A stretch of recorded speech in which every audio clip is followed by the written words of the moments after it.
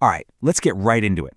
We're going to talk about an incredible World War II bomber regiment, one that was so feared, the enemy actually gave them their haunting nickname. It's a story of pure guts, unbelievable ingenuity, and a weapon that should have been totally useless, but instead, it was terrifyingly effective. So first things first, that name, the Night Witches. Where did it come from? Well, it wasn't a name they chose for themselves. Nope, this one was born out of the sheer terror they created in the dead of night on the front lines.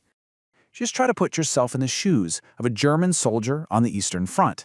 It's the middle of the night, it's freezing, and you're on watch. And then, out of nowhere, you hear this soft, kind of whooshing sound from up in the sky, almost like a whisper.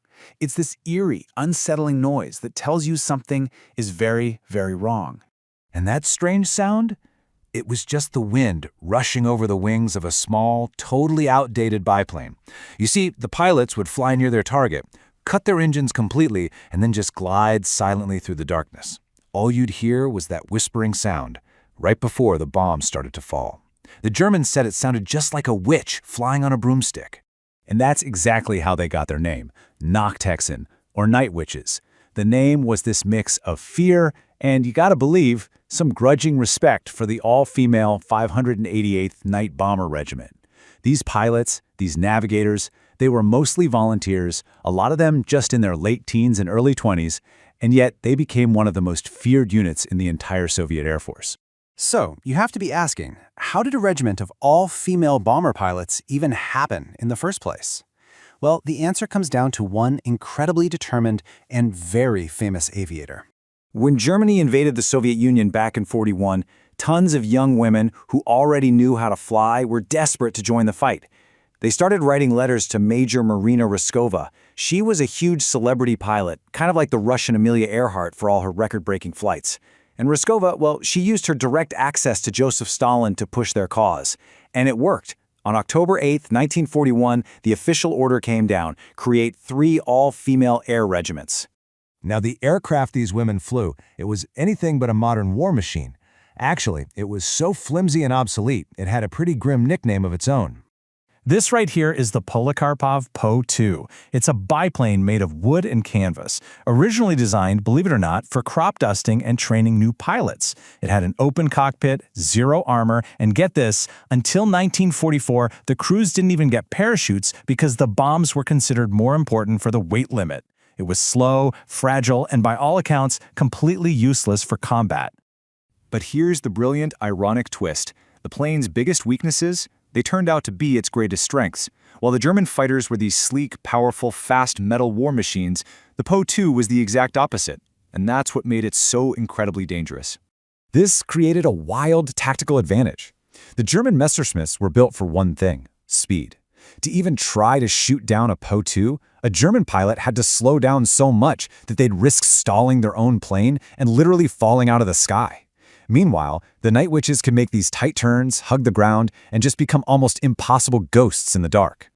So you've got these women armed with these, let's be honest, flying coffins, and with them, they developed a strategy that was so terrifyingly effective, it drove the enemy absolutely crazy with exhaustion and fear. Their signature move was just a masterpiece of stealth and psychological warfare. They'd fly in formations of 3. 2 planes would go in as decoys, flying around to deliberately draw the searchlights and the anti-aircraft fire. While everyone was distracted, the 3rd plane would cut its engine, glide in completely silent, and drop its bombs with perfect precision. Then they'd all switch roles and do it all over again. And because their little planes could only carry a couple of bombs at a time, they had to fly mission after mission after mission. The numbers are just staggering. A single crew might fly 8, sometimes more, missions in just one night. Land, rearm, refuel, and go right back out. By the end of the war, the regiment had flown over 23,000 sorties. And their goal wasn't always just about destruction. It was about harassment. They were a constant, nagging, terrifying presence. Over the course of the war, they dropped more than 3,000 tons of bombs and 26,000 incendiary shells. They disrupted supply lines, they destroyed equipment, and maybe most importantly, they robbed enemy soldiers of any chance of sleep or security. And they were everywhere. I mean, from their first major fights in the Caucasus in '42 all the way through the brutal battles for the Taman Peninsula across Belarus and Poland, they've followed the front line all the way to the final push into Germany in 1945. You better believe their bravery did not go unnoticed. They became the most highly decorated female unit in the Soviet Air Force. 23 of the women were awarded the title Hero of the Soviet Union. That's the nation's highest possible honor. You had pilots like Irina Sabrova, who flew over 1,000 combat missions. But of course, this incredible record came at a heavy cost, with 32 members losing their lives in the war. So, after the victory parades and the end of the war, you'd think their fight was over. But for many of these women, it wasn't.